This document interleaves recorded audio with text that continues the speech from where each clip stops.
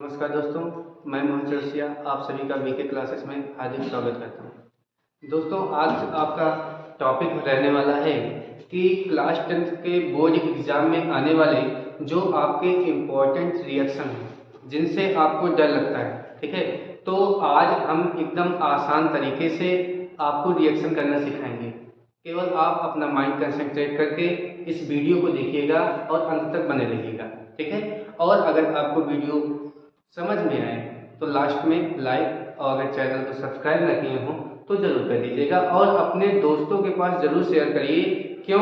क्योंकि ये रीजन ये है कि रिएक्शन में सभी को डर लगता है। मैक्सिमम लोगों को हमने देखा है कि उनको डर लगता है, तो आप अपने सभी फ्रेंड्स के पास शेयर करेंगे। आइए स्टार्ट करते हैं। दोस्तों, आज हमारा जो पहला टॉपिक है, जैसे आज हम जो पढ़ेंगे वो है important reaction of ethanol and ethanoic acid, ठीक है। तो सबसे पहले हम एथेनॉल और एथेनोइक एसिड के बारे में जानेंगे, ठीक है।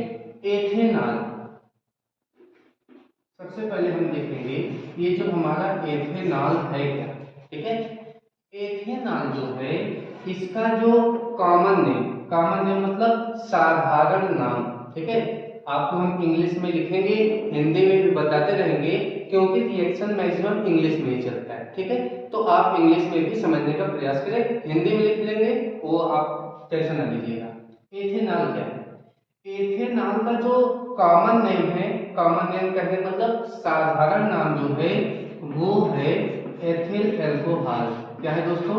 Ethyl alcohol. एथेनॉल का साधारण नाम है एथिल एल्कोहल। आप हिंदी में भी मान लीजिए आप हिंदी मीडियम से पढ़ रहे हैं तो आपके लिए भी हम लिख देते हैं, ठीक है। एथिल एल्कोहल जो है इसका साधारण नाम है, मतलब कॉमन नेम, ठीक। इसका आईयूपीएसी नाम जो है वो तो एथेनॉल है।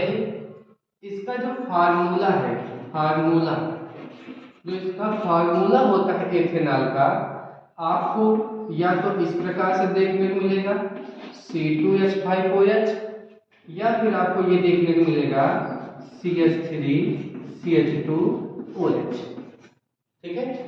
क्या? या तो C2H5OH के रूप में आपको देखने को मिलेगा या तो CH3CH2OH के रूप में आपको देखने को मिलेगा, ठीक है। अब एक बात यहीं पर और समझ लेते हैं, ये तो आप ये सब रिएक्शन में ये दोनों नाम में से कोई नाम आ जाएगा कि क्या होता है जब एथिल अल्कोहल किसी के साथ अक्रिया करेगा, तो वहां पर हो सकता है एथिल अल्कोहल के नाम से आ जाए, या आ सकता है क्वेश्चन क्या होता है जब एथेनॉल सोडियम के साथ अक्रिया करेगा।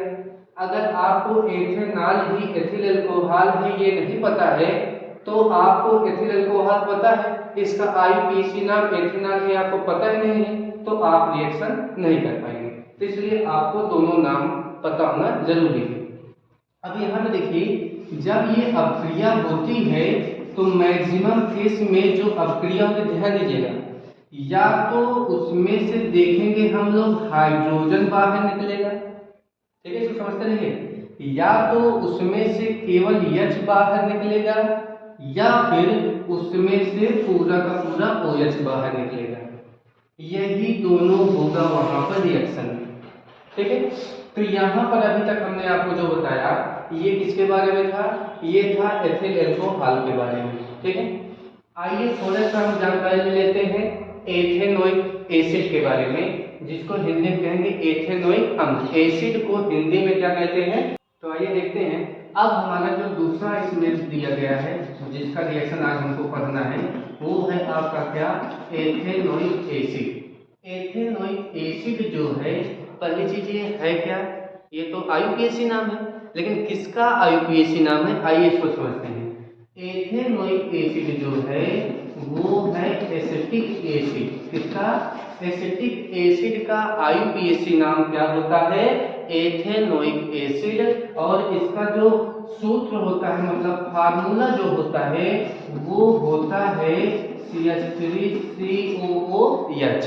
क्या होता है? CH3COOH होता है, ये इसका क्या है? फार्मूला है। अब एक बात का ध्यान आपको ये देना है कि क्या केवल यहीं पर ये काम करेगा? अच्छा, जैसे आपने सर बताया क्या बताया हमने कि एथेनॉल में यहाँ पे या तो H टूट जाएगा या तो OH हटेगा तब कोई जुड़ेगा। यहाँ पर भी क्या कुछ ऐसा है, हाँ है, क्या है यहाँ पे समझिएगा, यहाँ पर ऐसा है कि CH3 है, आपने लिखा CH3 COOH, ये है आपका एसिटिक अम्ल, क्या है हिंदी में, हिंदी में इसको कहते हैं एसिटिक अम्ल।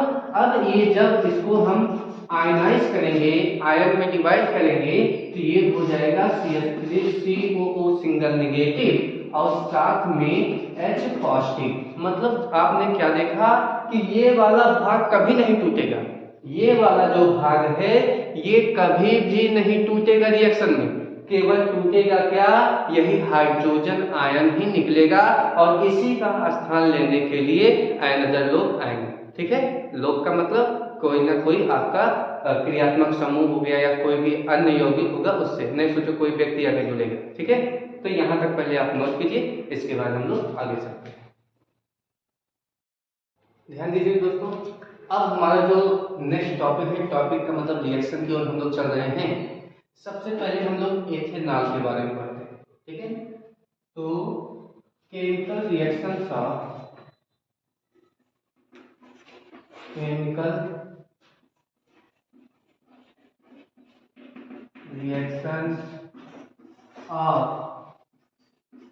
एथेनॉल।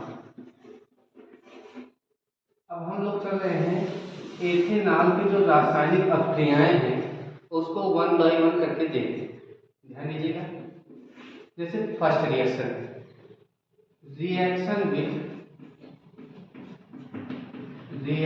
विथ एल्काली मेटल्स, इसकी हिंदी भी बता रहे हैं एल्काली मेटल्स। नहीं तो पता चला आप हिंदी मीडियम के स्टूडेंट हो और आप कहोगे भैया वीडियो हटाओ क्योंकि इसमें सब इंग्लिश में चल रहा है। हिंदी में इसको कहेंगे हम लोग, हिंदी में कहेंगे इसको क्षार धातुओं के साथ अभिक्रिया, क्षार धातुओं के साथ अभिक्रिया,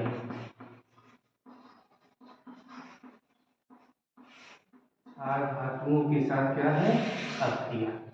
आइए पहले, हो सकता है आपको क्षार धातु ये ना पता हो, तो आपको याद होगा, आपने पढ़ा होगा आवर्त सारणी। नहीं पढ़े हो कोई दिक्कत नहीं है, आइए यहाँ पर हम आपको क्या पढ़े हो तो अच्छी बात है, नहीं पढ़े हो तो कुछ भाग तो हम दिखा सकते हैं। आप अपनी बुक ओपन करेंगे, सबसे लास्ट चैप्टर है तत्वों का वर्गीकरण, क्लासिफिकेशन ऑफ एलिमेंट्स। वहां पर उस चैप्टर का ही नाम है क्या, वहां पर आप जाएंगे तो आपको मॉडर्न पीरियोडिक टेबल, ठीक है ना, मैं सभी पीरियोडिक टेबल वहां मिलेंगे। तो वहां पे आप देखेंगे इस जगह लिखा होगा हाइड्रोजन, लिथियम, सोडियम, पोटेशियम, ठीक है, सीजियम, फ्रांसियम, ऐसे करके रुबिडियम, सीजियम, फ्रांसियम है। तो यहाँ पे ये सब जो है फर्स्ट ए में और वर्ग 1 में पाए जाते हैं। ठीक है, तो यहाँ पे lithium, sodium, potassium, rubidium, caesium, francium जो है ये सब की सब आपकी क्षार धातुएं हैं, एल्काली मेटल्स हैं। ठीक है ना, और जो सबसे ज्यादा क्रियाशील है वो है सोडियम और पोटेशियम। तो अभी हम आपको सोडियम और पोटेशियम के साथ रिएक्शन करके दिखाएंगे, सभी लोग इधर से ध्यान से देखिएगा। अब हमने क्या कहा, किसकी अभिक्रिया पढ़ने चल रहे हैं हम लोग, एथेनॉल।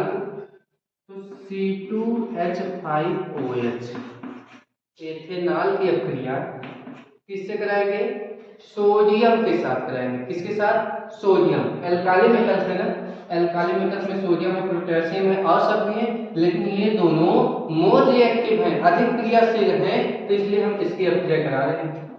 सोडियम के साथ हमने अब रिएक्शन कराया। अब देखो, आपने पढ़ा है फर्स्ट चैप्टर में विस्थापन अभिक्रिया, डिस्प्लेसमेंट रिएक्शन, आपने ये भी पढ़ा होगा सक्रियता श्रेणी, ठीक है ना।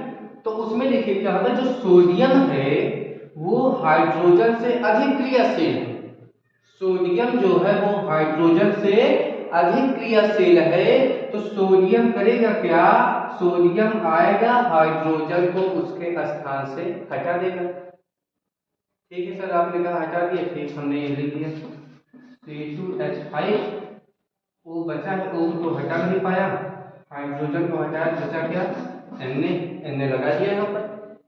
अब आप हमको ये बताइए कि सर हाइड्रोजन जो निकला वो गया कहाँ। अब आप हमें बताइए हाइड्रोजन क्या है, गैस है, और गैस जो होती है वो अणु के रूप में होगी अक्रिय गैसों को छोड़कर, तो ये H2 गैस हाइड्रोजन गैस निकल गई।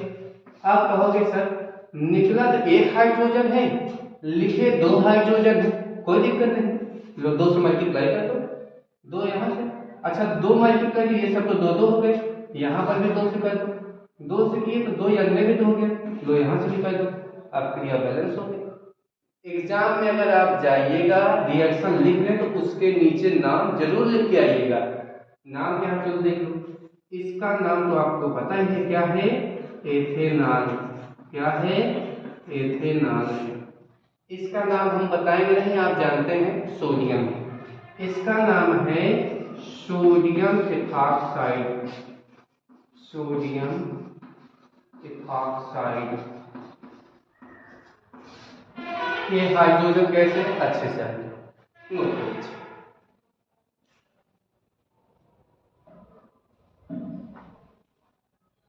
अब एक क्वेश्चन आप लोग हमको करके दिखाएंगे, दिया गया है 2C2H5OH प्लस 2K, और आप लोग इसको करेंगे जो भी बने आप बना के दिखाइए।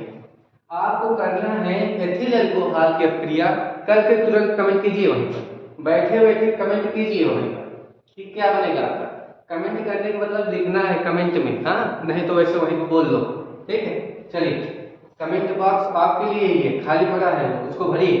तो यहाँ पे क्या है, एथिल अल्कोहल की क्रिया हमने सोडियम से करा दी है, जैसे सोडियम से किया है वैसे ही सेम टू सेम पोटेशियम से होगा, आप पोटेशियम से करेंगे, हमारे हिसाब से आप कर लिए होंगे।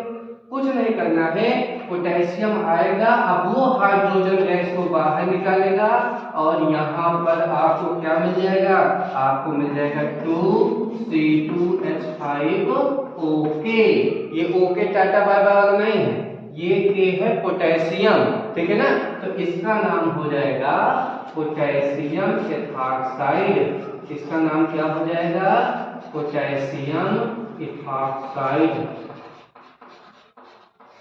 ठीक है, इसका नाम हो जाएगा पोटेशियम इथॉक्साइड। आपको ये समझ में आया होगा, चला जाए आगे, नोट कर लीजिए जल्दी से, नोट कीजिए नोट कीजिए। आइए नेक्स्ट देखते हैं, हमारे दिए गए हैं रिएक्शन विद एसिटिक एसिड। अभी अभी हमने आपको इसको पढ़ा कर भेजा है, ठीक है क्या, एसिटिक एसिड के बारे में अभी हमने चर्चा की थी। एसिटिक एसिड को हिंदी में कहते हैं क्या, एसिटिक अम्ल। एसिटिक अम्ल का आयुपीएसी नाम एथेनोइक अम्ल। एसिटिक अम्ल पाया किस में जाता है, सिरके में पाया जाता है, ठीक है। आइए देखते हैं, एसिटिक अम्ल का जो सूत्र बताया था वो क्या था, CH3COOH था ना, यही पढ़ाया था हमने। आपको क्या कराया है कि एसिटिक एसिड का जो रिएक्शन है वो कराना है किससे, एथेनॉल से। ध्यान देना, एसिटिक एसिड का जो रिएक्शन है वो कराना है किससे, एथेनॉल से कराना है। आइए इसको देखते हैं, एसिटिक एसिड का सूत्र क्या होता है, CH3COOH होता है, ठीक, प्लस एथेनॉल का सूत्र क्या होता है, C2H5OH, ठीक है। समझिए, एसिटिक एसिड का रिएक्शन करा रहे हैं एथेनॉल से। आपको ये पता है कि एसिटिक एसिड में केवल ये टूटेगा, क्योंकि अभी इसका जब हम आयनाइजेशन कराए थे, आयनीकरण, तो एसिटेट आयन प्लस हाइड्रोजन आया था ना, हाइड्रोजन आयन आया था ना, ध्यान दीजिए। तो वैसे ही जब यहाँ पे रिएक्शन कराएंगे तो यहाँ का H जो है यहाँ के OH को अपने साथ ले लेगा, तो H और OH मिलकर क्या बनाएंगे, H2O बन गया। अच्छा बचा क्या, अब बचा है CH3COO, और इधर क्या बचा, C2H5। इधर क्या बचा C2H5। तो ध्यान देना ये रिएक्शन है, तो इस तरह से आपसे ये रिएक्शन आपसे तीन तरीके से पूछे जा सकते हैं। पहला रिएक्शन क्या है, पहला आपका कैसा, इसी अभिक्रिया को बोलते हैं स्टेरीकरण, इंग्लिश में कहते हैं स्टेरिफिकेशन। इंग्लिश में क्या बोलते हैं स्टेरिफिकेशन, हिंदी में कहेंगे स्टेरीकरण। पहला तो ये हो गया। दूसरा ये पूछेगा कि क्या होता है जब, व्हाट हैपन करके पूछेगा, क्या होता है जब एसिटिक अम्ल की अभिक्रिया एथिल एल्कोहल के साथ कराई जाती है। एसिटिक अम्ल की अभिक्रिया किसके साथ, एथिल एल्कोहल के साथ कराई जाती है। या फिर आपसे पूछ सकता है क्या, फिल इन द ब्लैंक्स के रूप में आपको यहाँ एसिटिक अम्ल दे दिया जाए, यहाँ पे fill in the blanks gap कर दिया गया, उसके बाद यहाँ ये प्रोडक्ट वो दे दिया, आपसे पूछ रहा है। ठीक है दोस्तों, ये तीन तरीके हैं। ठीक, इसका क्या कहते हैं आप, ये क्या है आपका reaction with acetic acid, acetic acid के साथ ये कैसे अभिक्रिया की आपने इसको देखा। आइए इसका क्या कहते हैं आईपीसी नाम देख लेते हैं, या फिर नाम इसका क्या क्या है। इसका नाम तो आप जानते हो क्या है, एसिटिक एसिड, ये है आपका एसिटिक एसिड, ये क्या है सर, ये है एथिल एल्कोहल है। ठीक है, अब ध्यान दो, जब आप CH3COOH को तोड़ते हो, ये जो निगेटिव वाला नाम है इसका नाम है एसीटेट आयन। क्या नाम है इसका, एसीटेट आयन। तो ये जो है ये एस्टर के रूप में है, तो इसका नाम यहां से लिखते हैं। C2H5 का नाम क्या होता है, एथिल। C2H5 का नाम एथिल होता है, और CH3CO का क्या होता है, एसीटेट। तो इसका नाम क्या हो गया, एथिल एसीटेट, एथिल एसीटेट। और यही अभिक्रिया क्या कहलाती है, इसी अभिक्रिया का नाम है एस्टरीकरण। ठीक है, आपको एग्जाम में ये सब तेज नहीं बनाना है, आपको डायरेक्ट CH3COH प्लस C2H5OH क्या बनेगा, CH3COO C2H5 प्लस H2O, यही है एस्टर, और एस्टर बनता है, इसलिए इस अभिक्रिया का क्या नाम है, एस्टरीकरण, इंग्लिश में कहते हैं एस्टेरिफिकेशन। ठीक है, नोट कर लीजिए। देखिए रिएक्शन विद अमोनिया में क्या होगा कि जब आपका एथिल एल्कोहल किसके साथ अभिक्रिया करेगा, अमोनिया के साथ अभिक्रिया करेगा, तो यहाँ से अमोनिया का देखिए जो स्ट्रक्चर होता है वो कुछ इस प्रकार से होता है। अमोनिया का जो स्ट्रक्चर होता है वो कुछ इस प्रकार से होता है, मतलब अमोनिया में नाइट्रोजन से 3 हाइड्रोजन जुड़े होते हैं, एक हाइड्रोजन जो है वो यहाँ के OH के साथ बाहर निकलकर आपका क्या बना देगा, H2O बना देगा, और यहाँ पर जो आपका बचेगा वो बच जाएगा C2H5NH2, क्योंकि एक हाइड्रोजन को जल बनाने में चला गया है।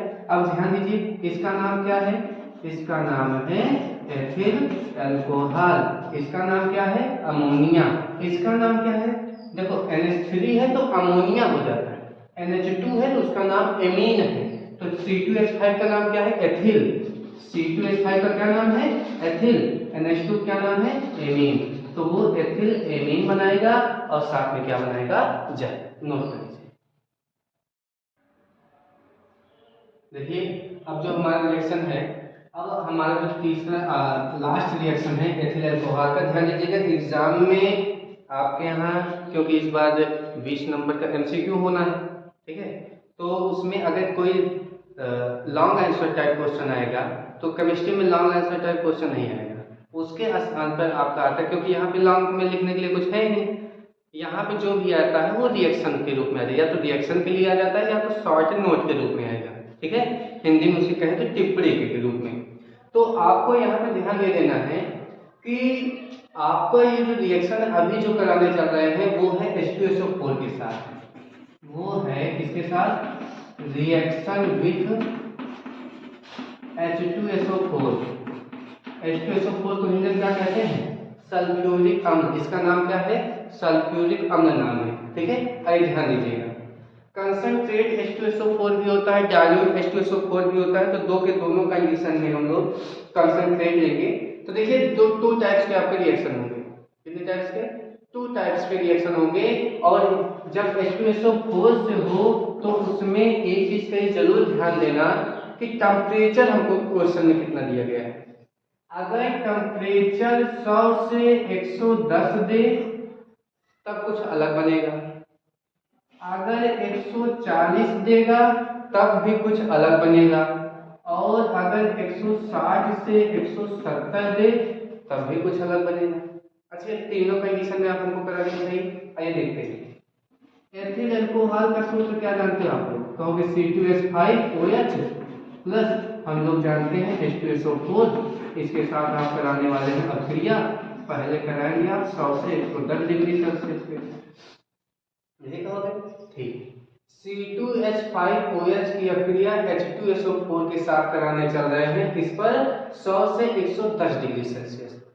अब थोड़ा देखिए, आपकी आसानी से आपको समझ में आ जाए तो यहाँ पे हम कुछ करने वाले, उसको समझिए। C2H5OH एज दिस लिखने दो, प्लस H2SO4 है ना। पहले आप लोग इधर ध्यान दीजिए, नहीं हो सकता है आप बैठे बैठे वहां नोट करो, पहले समझ लीजिए। H2SO4 है तो दो हाइड्रोजन है, तो दो हाइड्रोजन किस प्रकार लिख सकते हैं? SO4 कितने बार क्रिया कराना है हमको? 100 से 110 में।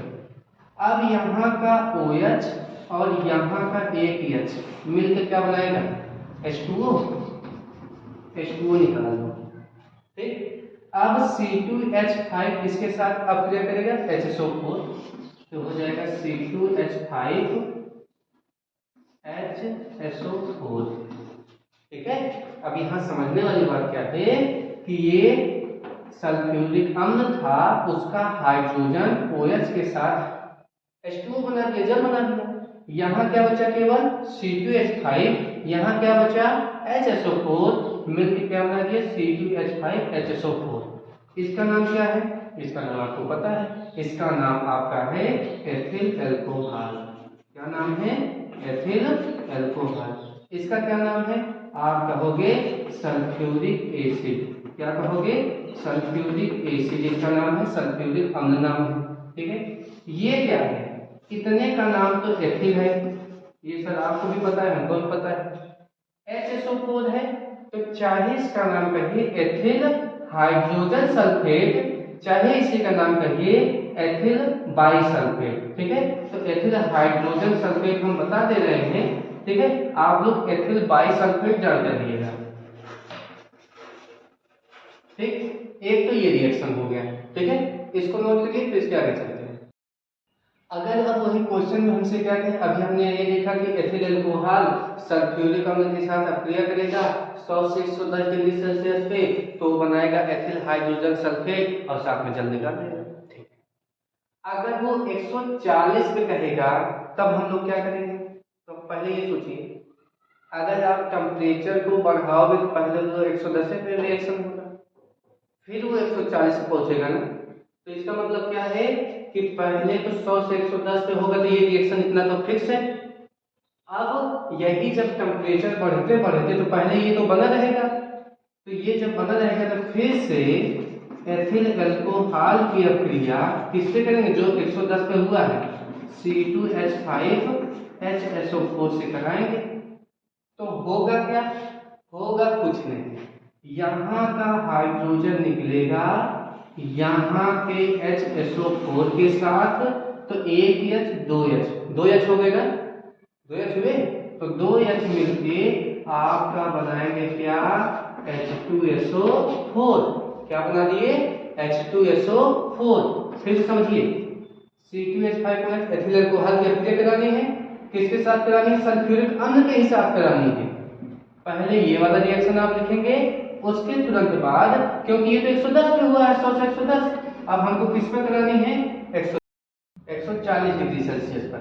140 डिग्री सेल्सियस पे देखिए जैसे करेंगे तो यहाँ क्या बचा है? C2H5O, तो हम लिखेंगे C2H5O, यहाँ क्या बचा है? C2H5, ठीक है। अब ध्यान देना, ये जो आपको संरचना दिख रही है, एक एल्किल ग्रुप, फिर ऑक्सीजन, फिर एक एल्किल ग्रुप, इसको कहते हैं ईथर। क्या कहते हैं? ईथर कहते हैं, ठीक है ना। जब देखेंगे कि ऑक्सीजन के दोनों साइड आपके कार्बन जुड़े हों और बीच में ऑक्सीजन हो तो उसको हम लोग क्या कहेंगे, ईथर कहते हैं। अब इसको थोड़ा और समझ लेते हैं डिटेल से।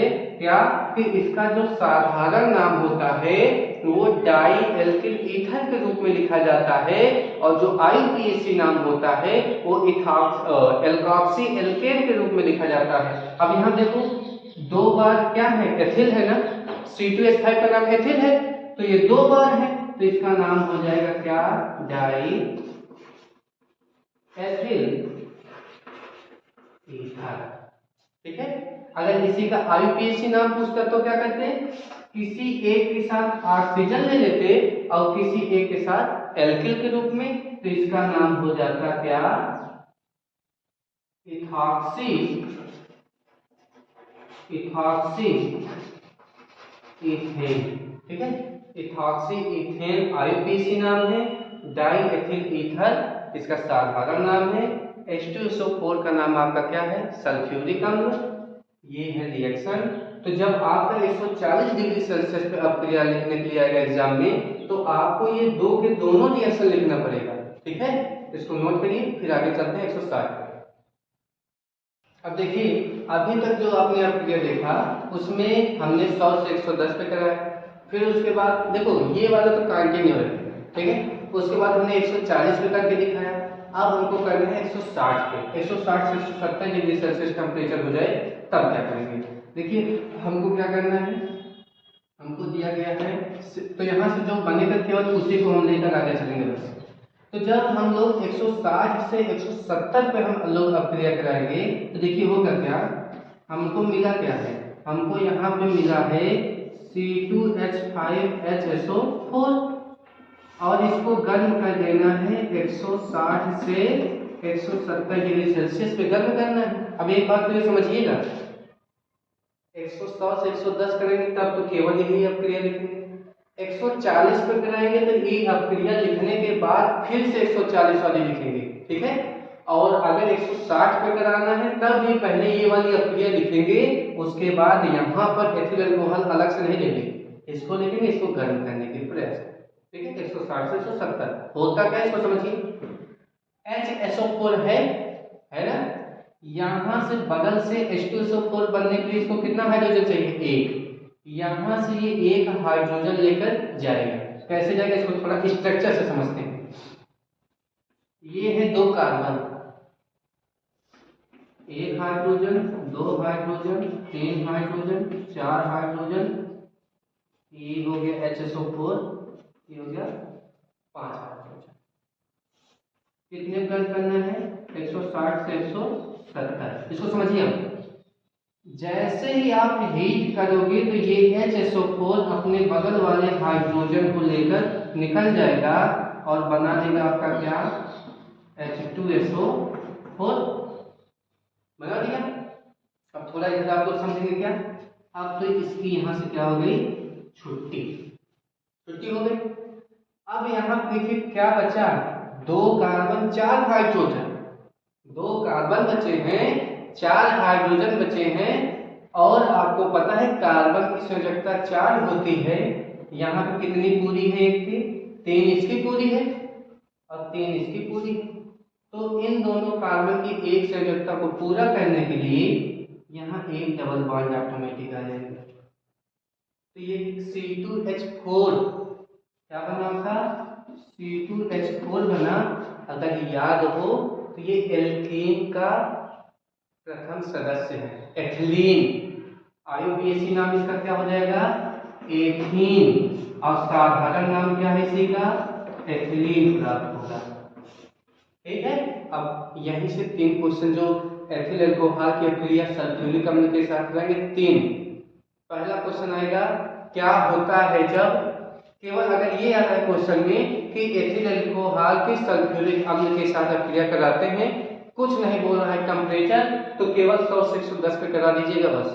अगर 140 पे बोल रहा है तब आपका डाईएथिल ईथर बनेगा, अगर 160 पे बोलेगा तो क्या बनेगा, एथिलीन बनेगा।